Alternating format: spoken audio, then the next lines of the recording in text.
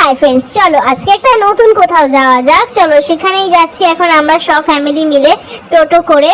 তো টোটোটায় আমি, আমার শাশুড়ি, আমার ননদ তিনজনে বসে পড়েছি। তো এবারে আমরা যাচ্ছি ননদের বাড়িতে। তো আজকে যাচ্ছি পান্না করতে, যেটা হচ্ছে মনসা পুজো হয়েছে কালকে, মা মনসার পুজো, ইচ্ছা রান্না হয়েছে ওদের।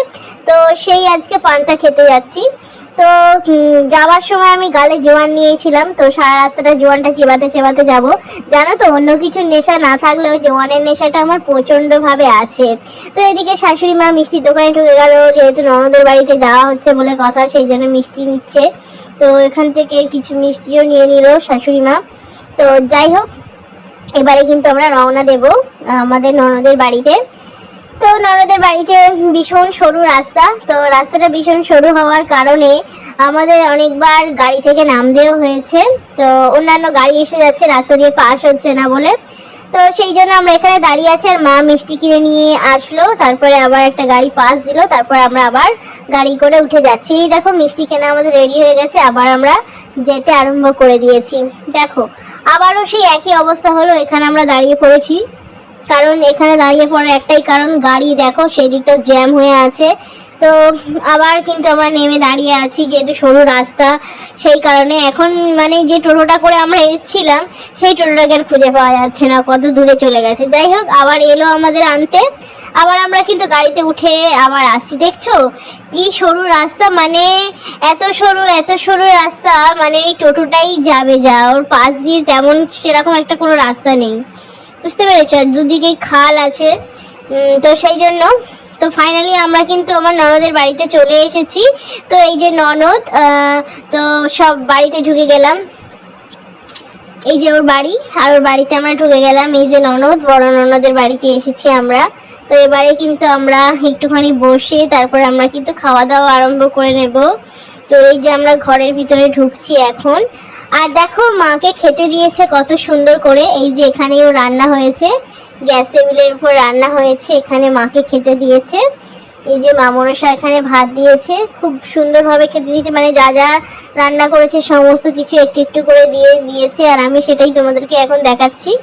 এবার কিন্তু আমরা একে একে খেতে বসে যাব। প্রথমে শাশুড়ি মা বসে পড়েছে খেতে, এরপরে কিন্তু আমিও বসবো, মানে দুজনকে একসাথেই খেতে দিয়েছে, মাকে বলেছে আগে দিয়ে দিতে, সেই জন্য।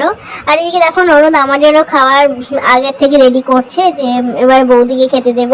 তো এবার দেখো আমিও খেতে বসে পড়েছি, ভাত ভাজাভুজি সমস্ত কিছু নিয়ে। তো এই হচ্ছে নুন, একটুখানি নুন নিয়ে ভাতের সাথে মাখিয়ে নিলাম। ভীষণ সুন্দর হয়েছে সমস্ত কিছু, কারণ মা মনসার জিনিস সবটাই খুব ভালো হয়, তোমরা সবাই খুব ভালো করেই জানো।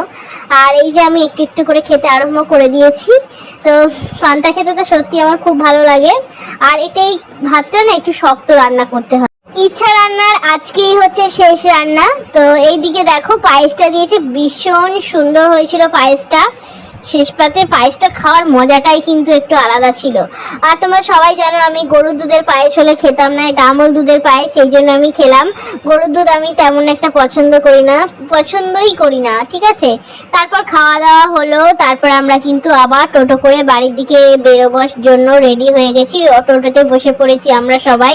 তো এরপরে আমরা কিন্তু বাড়ির দিকে চলে আসবো। আর আমার বরের খাবার আমি নিয়ে নিয়েছি, কারণ আমার বর আসেনি, যেহেতু আজকে রবিবার, আর রবিবারের সেলুনে আমাদের প্রচণ্ড ভিড় হয়, আর সেই জন্য দেখো বরের জন্য খাবারও নিয়ে নিয়েছি আমরা।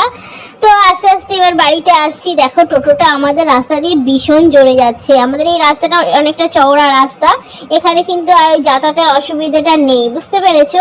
তো যাই হোক, আমরা কিন্তু টোটো করে আবার বাড়ি ফিরে আসছি, আর আমার বরের জন্য খাবারও নিয়ে চলে আসছি।